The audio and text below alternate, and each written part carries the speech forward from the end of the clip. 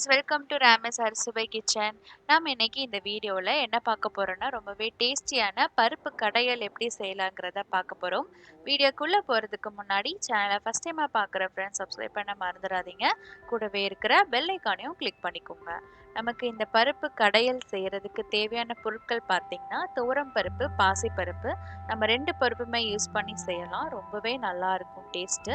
இதில் வந்து நீங்கள் துவரம் பருப்பு ஒரு 3/4 கப் எடுத்துக்கிட்டிங்கன்னா பாசி பருப்பு வந்து ஒரு 2 டேபிள் ஸ்பூன் அளவுக்கு மட்டும் எடுத்துக்கிட்டா போதும்.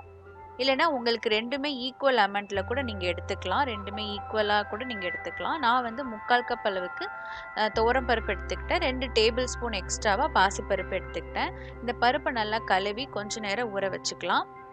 நம்ம அந்த ஊற வச்ச தண்ணியோடவே சேர்த்து நம்ம வேக வச்சுக்கலாம்.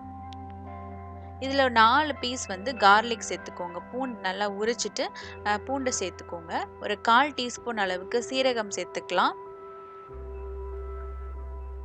10 போல் மிளகு சேர்த்துக்கோங்க, முழு மிளகு.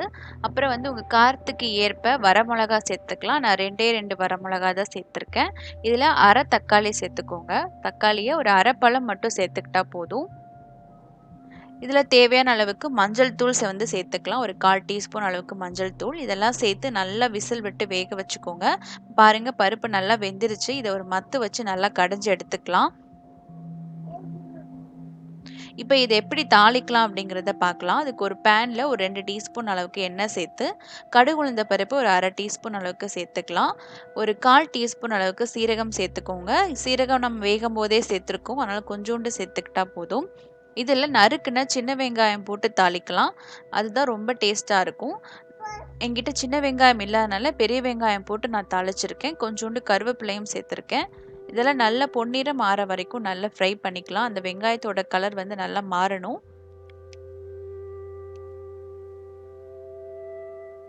இப்போ இதில் ஒரு 1/4 டீஸ்பூன் அளவுக்கு பெருங்காயத்தூள் வந்து சேர்த்துக்கோங்க. பருப்புன்னு செய்யும்போது பருப்பு சேர்த்து எந்த ரெசிபி செஞ்சாலும் அதுக்கு நீங்கள் பெருங்காயம், பூண்டு இதெல்லாம் நீங்கள் கண்டிப்பாக சேர்த்துக்கோங்க. இதில் வந்து ஒரு 1/4 டீஸ்பூன் அளவுக்கு மசாலா பவுடர் வந்து நான் சேர்த்துருக்கேன். உங்ககிட்ட மசாலா பவுடர் இல்லாட்டி நீங்கள் வந்து சாம்பார் பவுடர் இருந்தால் ரொம்ப கம்மியாக ஒரு 1/4 டீஸ்பூன் சேர்த்துக்கோங்க. நல்ல ஒரு டேஸ்ட் வந்து உங்களுக்கு அந்த பருப்பு குழம்புல ரொம்பவே நல்ல காரசாரமாக இருக்கும். ஸோ அதை சேர்த்து அதையும் எண்ணெயில் நல்லா வதக்கிட்டு நம்ம நல்லா கடைஞ்சி வச்சுருக்கிற பருப்பை சேர்த்துடலாம்.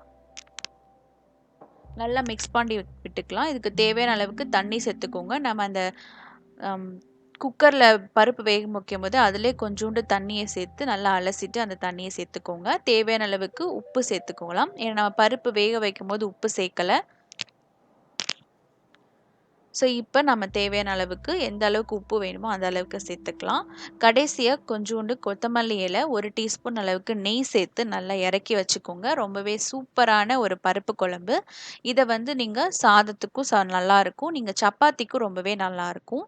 சப்பாத்திக்கு செய்யும்போது ரொம்ப கெட்டியாக செஞ்சிட்டிங்கன்னா ரொம்ப நல்லாயிருக்கும். இந்த வீடியோ உங்களுக்கு பிடிச்சிருந்தா சேனலை மறக்காமல் சப்ஸ்கிரைப் பண்ணிக்கோங்க. இந்த வீடியோக்கு ஒரு லைக் கொடுத்துருங்க, கமெண்ட் பண்ணுங்கள், ஷேர் பண்ணுங்கள். தேங்க்யூ ஃபார் வாட்சிங். நம்ம நெக்ஸ்ட் ஒரு சூப்பரான வீடியோவில் சந்திக்கலாம்.